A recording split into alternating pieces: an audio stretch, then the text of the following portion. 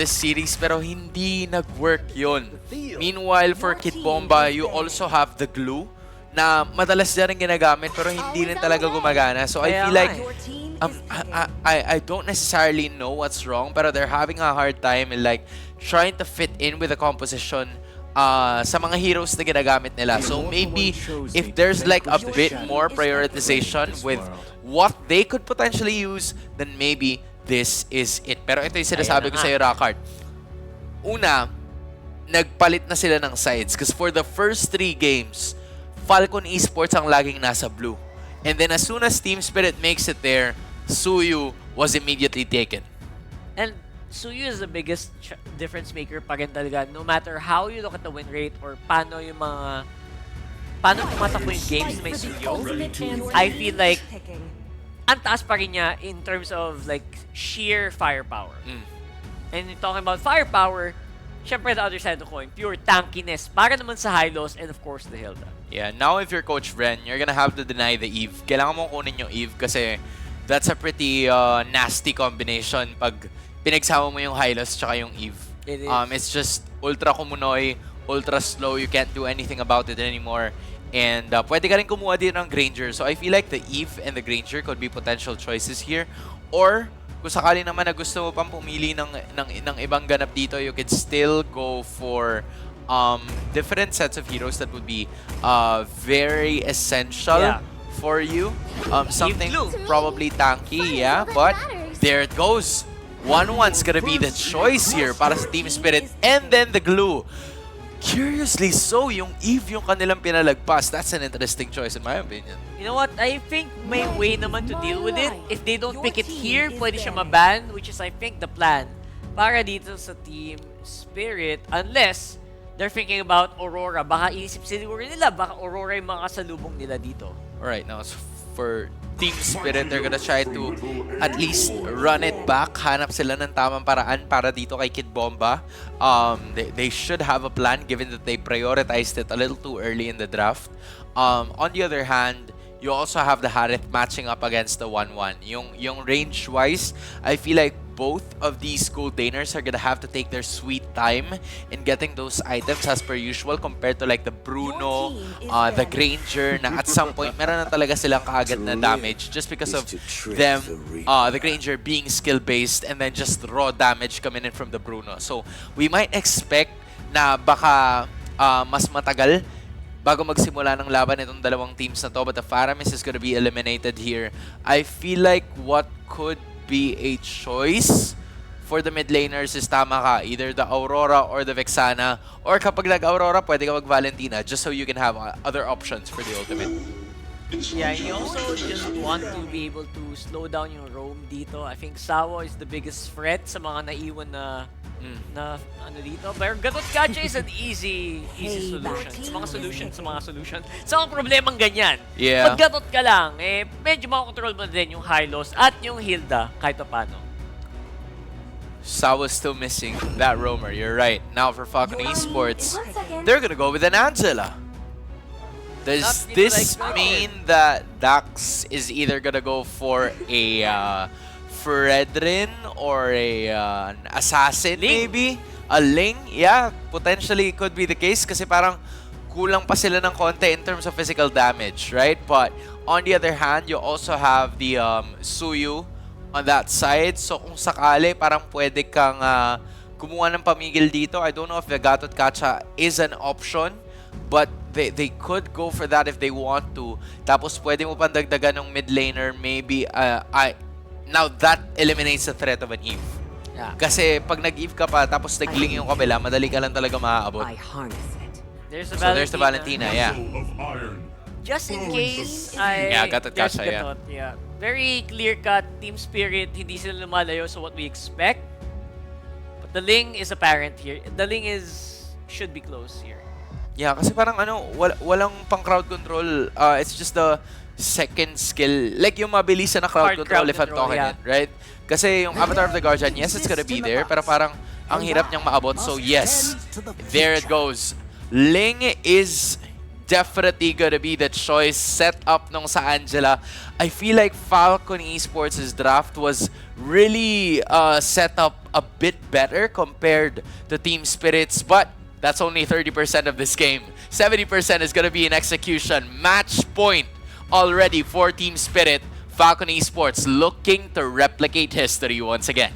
Casters, pasok. Kung usapang porsyento lang naman, lalo ngayong pinataas ng Falcon Esports ang porsyento ng kanilang chances of winning with the draft na naglabas muli ng isang Angeling dito sa M6 stage. Muli kami makakasama nyo, Athena and Umi nga pala, for the 4th game ng Falcon Esports laban sa Team Spirit. First Angeling of the knockout stage. Ito na siguro ang magbibinyag ng Falcon Esports to a potential game number 5. Kaya naman masasabi ko dito, Athena, ay most likely ay makakakita tayo ng Game 5 maliban na lang kung may ilabas na kakaibang rotation Tignan ang Team natin. Spirit dito. Kasi sa ngayon, parang it's safe to say, nakita natin na pareho ito yung medyo nasagad, especially Falcon Esports. Nagawa nila to, forcing a game number 5, pero nilaglag sila ng Fnatic Onyx Philippines onto that last game. Dito nga sa lower bracket na kung saan na makakatapat ng Team Spirit. Pero they're the kind of team na hindi natin questionin yung stamina. Hindi natin questionin yung somehow paglalaro din sa draft dito. Pero kasi for now, for Team Spirit, nasa sa kanila nga yung tanong sa kung paano mo ba sasabayan yung Angeling combo na si Royal Milk naka-hilda pa. And if I'm being honest, no, Athena, this is the number 1 Angeling composition. Pero teka lang, yung Angela nahuli kasi. Eh di number 1 din siya sa listahan. Number 1 din siya sa listahan.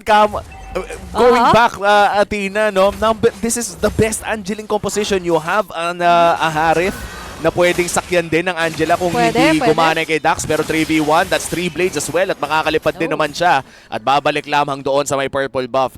At sa tingin ko, no, Falcon Esports, if they could just delay this game for a bit, ay may tsansa no, maging mas okay yung macro para sa kanila. Time mo magiging kakampi nila kumbaga if you're Falcon Esports. Habang for Team Spirit, efficiency. Maagap dapat yung mga sagot nila dito. Katulad nga kanina, 'di ba?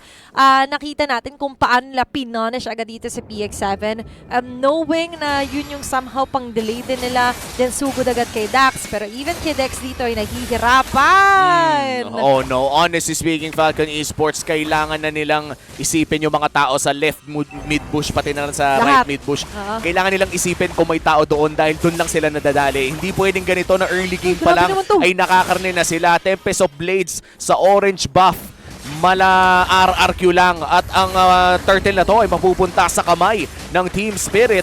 Mukhang kontrolado ng Team Spirit ang early game, men. Di rin naman more on Mission Impossible yung ginagawa ng Team Spirit. We're kinda expecting that.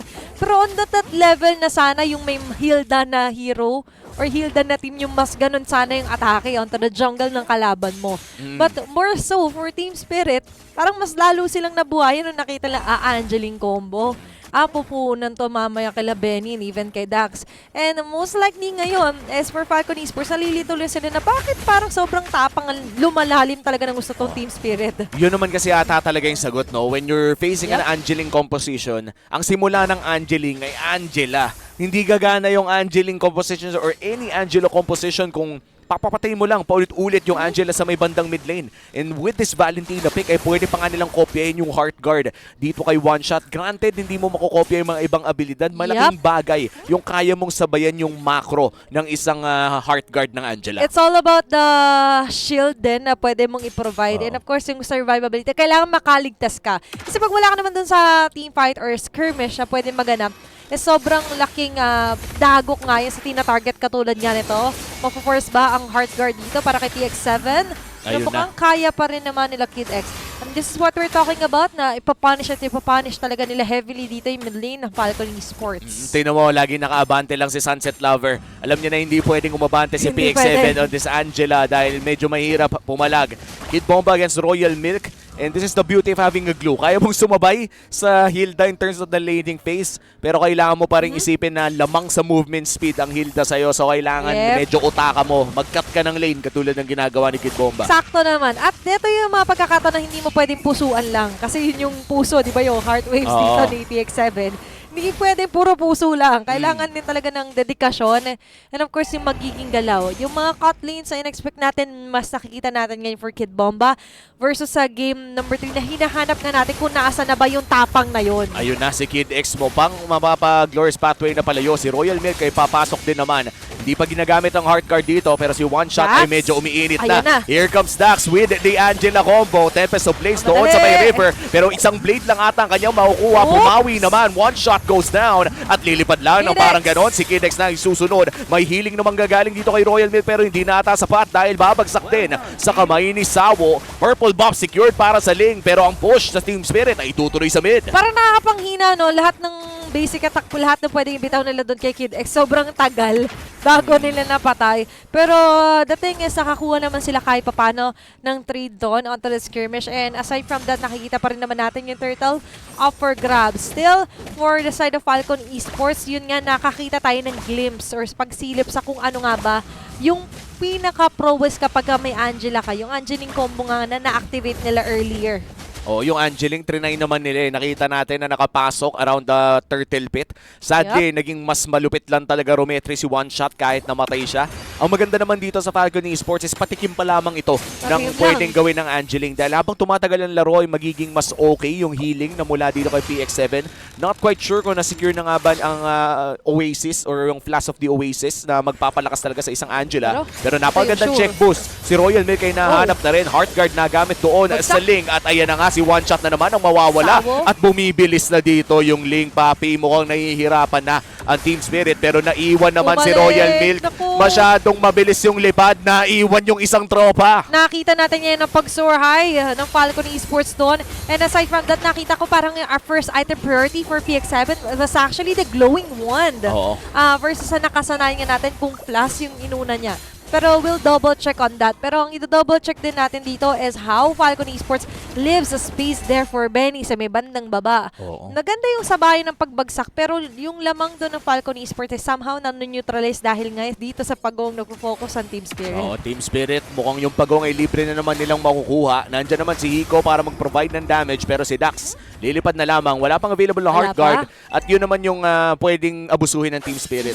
Tuwing hindi available ang Heart Guard ay pwede nilang pilitin ng mga plays dahil doon umiikot yung mga laro ng Falcon Esports. No Heart Guard, no aggressive plays para sa Falcon Esports. And as long as hindi naman nila nabibigay yung necessary kills, lalo later pag nag-fleeting time na rin dito sa PX7, di ba? Kailangan lang naman nila umiwas. Na marami-rami naman silang kits to ensure safe escape or escape na nga lang din dito sa mga ina-attempt sa kanila ni Royal Milk. Pero ang problema pa rin nila later on is how will they stop? How will they catch this Benny with the Harit? Knowing a Harit na sobrang daming dashes. And aside from that, naka-flicker to. So chase kung chase din yung pwede niyang i-attempt dito ng mga pick-ups. Sa totoo lang, no, sobrang confident niya na walang huhuli sa kanya sa side ng Team Spirit. Di na nag-purify. And totoo naman for Falcon Esports, kung sino man yung sapian ng Heartguard, doon na mapupunta ang atensyon ng Team Spirit. And Royal Milk, half HP, pero hindi naman. Kaya naman kakapit lamang sa grass. Nandyan na ang lakas. Nandyan na rin ang Avatar of the Guardian. At si Royal Milk ay mawawala lang ng parang bula. Si Kid X ay susunod na rin. Double kill para dito kay Sunset Lover. Falcon Esports medyo nagmatapang doon sa laban na yun. And we're also seeing na parang nagdo-double take pa doon si PX7 kung sasaniban niya ba. Sinilip niya nung namatayan, lumipat siya ng silip. Kaso nga lang, the timing for him was somehow inaantay niya dito sila Dax. More so, mas maganda rin yung magiging vantage point ka nung if ever things go south. May pang-escape, pwedeng gamitin Tempest of Blades pantakas. Kaso nga lang, yung mga ganyan, very familiar. Deny the purple buff. Deny everything na pwede mong i-delay. And now for Falcon Esports, this is going to be somewhat yung magiging plan B nila. Hindi pwede maulit yun if you're Falcon Esports, yung mamamatay yung dalawang frontline mo. Hindi kasi nagmamatter na may Angeling ka kung wala talagang haharap para sa inyo because the entire thing about the Heartguard is mababawasan ka talaga ng isang tao dahil sa sapi nga. Si Kid X na naman ang kanilang bibigyan at the Glorious Pathway naman nahabulin na lamang ni Hiko. Hindi na niya kailangan lumipad para makuha yun. And that's gonna be another kill for Team Spirit as they head on sa pinakaunang Lord ng larong ito. At ngayon nakita ng Team Spirit yung trend na, okay, naka-focus na talaga dito muna si PX7 onto providing the hardcard for Dax later on. And kaso nga lang, katulad niya sinabi, mahirap pagka natutunaw agad yung mga pangharap. Kasi more so, kahit sabihin mo may Angela ka later on for the extra shield, time lang naman eh. Ilang segundo lang kailangan ng Team Spirit para basagin yung shield na meron ka and eventually magtutuloy-tuloy yon. Especially nakita natin si Hiko. Hindi na nga siya lumipad. Enough na nga yun for a tanky hero. What more kapag tumama yun onto a hero such as Dax or even PX7. And sa ganitong klaseng 1-1 build kasi, as far as I know, naging priority din para sa kanya yung Demon Hunter Sword. Isa sa mga pinaka-importanting item. You're up against, let's say, a Hilda or even a Hylos. And si Dax mukhang hindi nasasapian dito ng isang Angela. Pero nababurst na nga siya dito ni one shot. Ito yung lamang ng Suyu eh. When you're a Suyu, kailangan agara mong mapababa yung HP. Dahil may sustain to si Dax eh. Tsaka kahit na nakita ni Dax na dumaan lang siya na yung isang buga rin ni Sunset Flower, ayun tumawas din na matindi! Ayun yung tatlong buga dahil may isang mawawala si Kid X pa yun. At parang ganun lang ay kalahati ng team ng Falcon Esports ay naburas sa mapa. Magdedepensa dito si Royal Milk. Pumutok pa naman yung blessing doon sa may bandang mid lane. Kaya itutuloy ng Team Spirit ang pag-push dito in the mid lane. Heartguard papunta sa mid. 5v2 scenario. I-eliminate na ba nila ang Falcon Esports? Nandiyan ang minions. Isa na lang si Royal Milk, hindi maliliparan. At babagsak na nga rin siya. Kabubuhay na. Isang segundo dito para kay PX7 para sa mga kanyang kumpanya. Pero magbe-base knock na ba ang EECA dito? At dinala sa kabilang Kedli ang mga tao ng Team Spirit. Sabi natin kumakabog ang mga dibdib ngayon ng supporters sa Falcon Esports dahil buntikan na sila doon. Nakita natin yung sacrifice si Dax. Kaso nga lang nag-aantay sila ng next wave. Ito na yung round number 2, Omi! Yan na nga ba, round number 2, Zaman Force na ilapag na rin. Benny against the world, FHP on this base at wala ng pag-asa ang Myanmar dahil ma-eliminate na sila ng Team Spirit. They're going to secure this match on the 3-1 score. Team Spirit, the last defenders of the West, ay mag-i-stay pa rin dito sa M6 World Stage. And what a series for Team Spirit, defying all odds, lahat ng mga expectations. Ang Dark Horse ay wala na sa torneyong ito. The underdogs, Team Spirit, takes down the Dark Horse of M6. Yung game number 4 talaga ay somehow na-revamp na naman yung fighting spirit na meron dito sila Kid Bomba. And aside from that, Umi, yung ginamit siya ng tactic na Angeling, parang sabi nung bandang dulo nila Big 7, sige. Kami rin. Kami rin. Nakita ko na parang, nasabi niya, Hiko, kaya mo ba? Sabayan natin to. Huwag na natin antayin. At nagmadali na nga lang din sila doon sa pagtapos. Laban dito sa last hope din naman ng Myanmar. But still, good game, well played. Pero para himayin ang nangyari doon sa pagselyo ng match, short over muna natin to sa ating panel. Hansen Rockart, kayo na muna. Hindi na ulit yung kwento, boss. Ibang nasulat. It seems like history will not repeat itself. At some point it will, but it didn't. Because Falcon Esports, kaya na nabanggit ng ating mga casters ang ating dark horses for the M6 World Championship, just got eliminated by what seemed to be a looming dark horse in the corner na talagang ginagapang ng malala ang lower bracket. Team Spirit has once again made it to the Final Four. EECA has once again made it into the Final Four teams na meron tayo sa M6. Right. The lighter horse. Or darker. Sila siguro yung darker. Oh, they're the darker horse for sure. Sila na. Kasi this is a very actually impressive victory. Not just because of the 3-1 sila, but because they did it in a lineup na pinag-usapan natin kanina parang tagilid pa. Diba? They had a lane that, Falcons had a lane that was pretty uncatchable without the skills. Pero pinatunayan nila, there's just more than one way to play specific heroes. And that one way to figure out is through the interview. Day after day for the legacy of their country. Although their journey to be greater than ever ends here today. IOI Convention Center. Give it up for Falcons Esports. And Falcons, you guys may give your final bow in 3, 2, 1. Thank you very much, Falcons. We hope to see you guys come back stronger next year. Thank you very much. They put up such an amazing fight this M6. And with that, the team that is heading on to Axiata Arena, Team Spirit. And right now here with me, we have Coach Brent and Hiko Mania. Hello. Welcome back, Hiko. Hi, Coach Bren. Hello. How are Hello. you guys feeling? We're happy, but yeah. Are you happy. nervous? No, we're just tired because we had an early. Early day today. Yeah. Just tired, so you guys are gonna go home and rest after this. Yes, of course. Okay, Hiko, congratulations. Thank you. Top 4 now. Now, remember the last time we met, I asked you about Bruno. So today you picked Bruno and it was so good. So was it an easy game when you got Bruno? No, yeah, Bruno best hero on Gold Lane, and I realized it, and no, done. Easy game when you play Bruno, right? It's a really good gold laner right now. Is there any more gold laner we can potentially see from you heading onto Axiata Arena?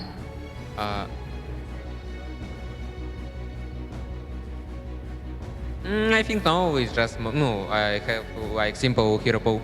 Oh, you just have a simple hero pool, but you know what? You're very good at it. Though you're young, you're very, very good at it, Hiko. Are you happy today? Yeah, we win, and no, I'm happy that I wake up early. You're happy. Now, Hiko, are you excited to play at Axiata Arena? It's a really nice stadium. Yeah, I think it will be a good experience for me. It's a good experience for you. Coach Bren, we know that Hiko is like 16 years old. How is it like being like a father figure to him? Is he a good boy? He's a good boy and sometimes annoying. Sometimes annoying? What does he do? He just asks random questions all the time. Like? What kind? Like about some things like, what do you think about this food? Normal things, you know, outside Mobile Legends. And you just have more patience to answer him all the time so we can build our communication together. I see. But he's such a wholesome boy. He's so happy every time. Yeah, he's very bubbly, always smiling. He has these smiling eyes, you know. Yeah, he does have these smiling eyes. Every time he comes up during like player walk-in, he's just like smiling and he's so happy to be here. Coach Bren, maybe you could say something to Hiko. He's so young yet he's achieving so much already. Well, like I always told him, just be humble. Tables turn in this life, even to young people. Before you go to adulthood, enjoy your gaming experience and always remain humble in life. Aww. Hiko, do you love Coach Bren? Huh? Do you love Coach Bren? Of course, Of course. Is he like your father? maybe. Maybe. Okay, now Hiko, your team's highest ever achievement was top 4 in the last M series. This time, you guys have also entered top 4, but this time with your help. So, do you think you guys can surpass top 4 last season, last M series because you're here? So my team have 5 series appearance, and как это, с каждым все больше и больше. Like after each M series, we get more and more results. So yeah, I think we can go through further. How confident are you that you can help them? Yeah, I'm confident, but no. How many percent? 100. 100%. Okay. I like that. Okay, Coach Bren, the deciding match on who will be your next matchup at Axiata Arena is going to be after this, which is RRQ Hoshi versus Selangor Red Giants. Now, Coach, we all know you used to be in RRQ Hoshi. Same goes to Coach Arcadia as well. Who do you want to meet? Of course, RRQ. You want to meet RRQ? Why do you want to meet RRQ? They beat us on best of 1, and I want to meet them again on best of 5. You want to get your revenge? Not really revenge, but just to meet Skylar again. Just to meet Skylar again. Would you like to say anything to Skylar before we end this interview? I know he's a great guy, also a leader figure. So I just wish him the best on their upcoming series, and I hope we meet in the next round. Ooh, Coach Bren wants to meet RRQ. What about you, Hiko? Who do you want to meet, SRG or RRQ? Maybe RRQ because I want revenge for them. Do you have anything to say to RRQ? Good luck, have fun. Okay, Hiko, before that, what do you want to say to everybody watching you and supporting you? Because you are having a lot of fans now. Thank you everyone for support, and we keep doing better. And see you in next match. Thank you very much, and congratulations to Team Spirit, Hiko, and to Coach Bren for moving on to Axiata Arena. With that, let us throw it back to the panel to break down what happened in this game up against Falcon. And that's the definition of a chill guy, man. Chill guy, Just bro. happy to be there, bringing nothing but vibes, but a menace, an absolute madman inside the game. Hiko, kasama niya si Coach Vren, and that was Team Spirit, your winners for that series, 3-1, and we were all wrong sa ating rank guess. And you know, honestly, you love to see it, right? You love to see it. You love to see us being proven wrong. And in addition, we apologize, we weren't familiar with your game that much, but I guess now we are, because again, EECA has made it into the Final Four. Nabanggit ni Kid Bomba dun sa mga recent interviews niya na ang goal nila is to reach the top 4. Now the question is, will they stop here? Will they continue? Or di hanggang dito ba talaga? Or hanggang dito na lang ba talaga ang kaya nilang ibigay? We're about to find that out sa kanilang mga susunod na laban, dahil ang mga kaharap nila ay yung mananalo sa RRQ kontra sa SRG. And alam mo naman, medyo si Coach Fred, hindi lang yan nagsasalita masyado. Pero may history yan. May gustong i-show din yan. May gusto dun i-show. sa kabilang dako. So RRQ definitely, I also am looking forward to watching them. Pero syempre SRG, hindi pa tapos ang Golden Road. Yeah, dati halos magkasunuran si Coach Vren at si Coach Arcadia. But as of the moment, that is a match for a later time. Let's look at what happened dito sa laban na to mismo, kung saan it was Team Spirit really getting things quickly and early sa laban na ito. Falcon Esports just completely outclassed, given na, alam mo yun, hindi naman nahuhuli talaga ng madalian itong si Dax and si PX7. Although the problem that really rose here for me, I felt like, was the fact that Sunset Lover was so easy na makahanap talaga ng pwesto. And not only that, right?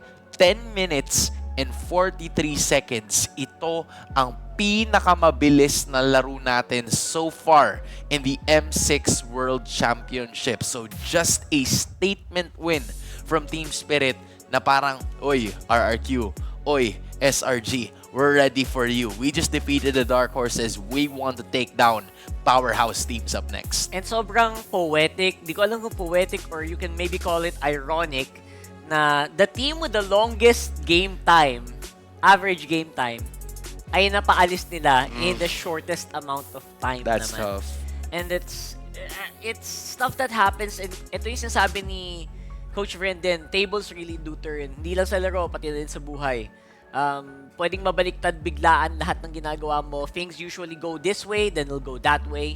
Kaya you can never really be too careful. Yeah.